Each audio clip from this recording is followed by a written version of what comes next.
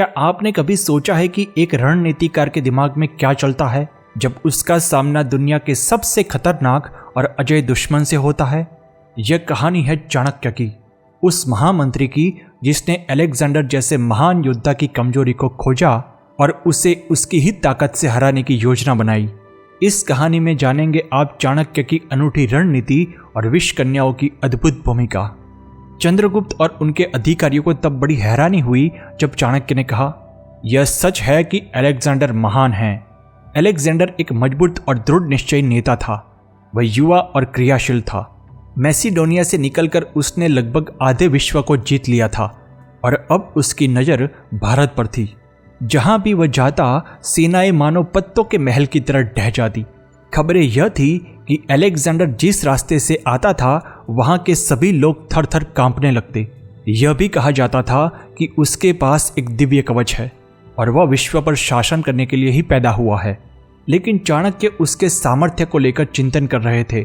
उसकी ताकतें बहुत थी, विशाल और सुदृढ़ सेना, प्राणघातक हथियार जो भारतीय हथियारों से काफी अलग और अधिक घातक थे, और अचानक हमलों में सैनिकों की बड़ी संख्या को हराने की क्षमता।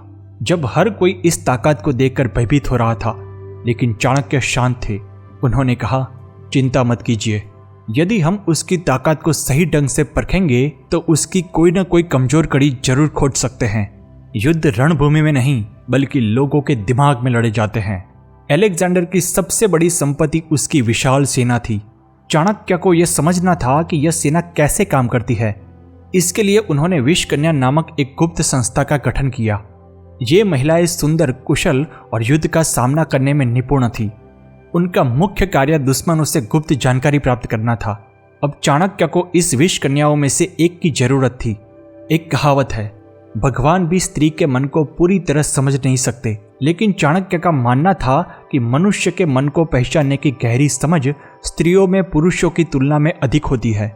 जो कार्य पुरुष विश्लेषण से नहीं कर सकते, वह स्त्रियां अपनी भावनात्मक बुद्धिमत्ता से हासिल कर सकती है। उन्होंने एक विष कन्या को बुलाया और कहा, तुम्हारा अगला लक्ष्य अलेक्जेंडर की सेना में प्रवेश करना है और उनकी योजनाओं की जानकारी लाना है। जैसा आप आदेश दे आचार्य। उसने आदरपूर्वक सिर झुकाया और मुस्कुराई। मुझे पता है कि तुम कुशल हो, लेकिन मैं उन पर बिल्कुल भी भरोसा नहीं करता, इसलिए सावधान रहना। चाणक्य ने चेतावनी दी। चिंता मत कीजिए आचार्य, मैं केवल जानकारी ही नहीं बल्कि दुश्मन के मन को समझकर लौटूंगी। कुछ दिन बाद जब विष कन्या लौटी तो उसे सुरक्षित देखकर चाणक्य प्रसन्न हुए, लेकिन उन्होंने देखा कि वह डरी हुई थी। क्या हुआ? क्या कोई समस्या हुई? आचार्य, मुझे व्यक्तिगत रूप से कोई नुकसान नहीं हुआ, लेकिन मैं हमारे देश के लिए एक बड़ी मुसीबत आते देख सकती हूँ। उनकी सेना का आकार कल्पना से परे है। मैंने कभी ऐसे लोगों के बारे में सुना नहीं था और नहीं देखे थे। वे ऊंचे, सुदृढ़ और बेहद दृढ़ निश्चयी है।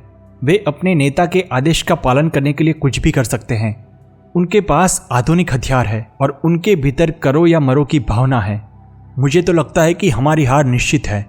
जब वह वहां से जाने लगी तब चाणक्य ने पूछा, इन लोगों के बारे में तुमने और क्या नोट किया? वह थोड़ी देर रुकी और बोली, जब वे मुझे देखते थे तो मैं अंदर से कांप उठती थी, लेकिन मुझे महसूस हुआ कि वे भीतर से काफी कोमल थे।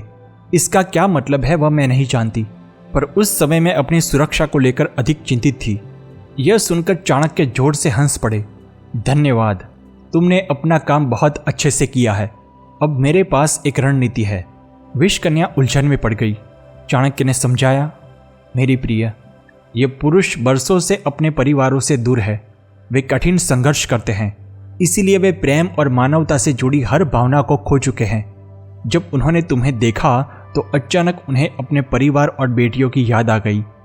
यही कारण है कि तुम्हारे मन में उनके प्रति करुणा की भावना जागी। विष कन्या समझ गई कि अब क्या करना है। एक मजबूत श्रृंखला में भी कोई न कोई कमजोर कड़ी होती है। चाणक्य रणनीति के महान ज्ञाता थे। उन्होंने कई विष कन्याओं को नियुक्त किया। उनका काम था अलेक्जेंडर के सैनिकों की भावनाओं से खेलना, जिससे वे अपने दृढ़ निश्चय और तीव्र कामनाओं से विचलित हो जाए और परिणाम स्वरूप पराजित हो जाए। दोस्तों, चाणक्य और अलेक्जेंडर की कहानी हमें सिखाती है कि चाहे कोई दुश्मन कितना भी मजबूत और अजय क्यों न लगे, उसमें हमेशा कोई न कोई कमजोरी होती है। सफलता बल प्रयोग में नहीं बल्कि दूसरों की ताकत और कमजोरियों को समझने और अपनी बुद्धिमानी तथा रणनीति का उपयोग करने में है।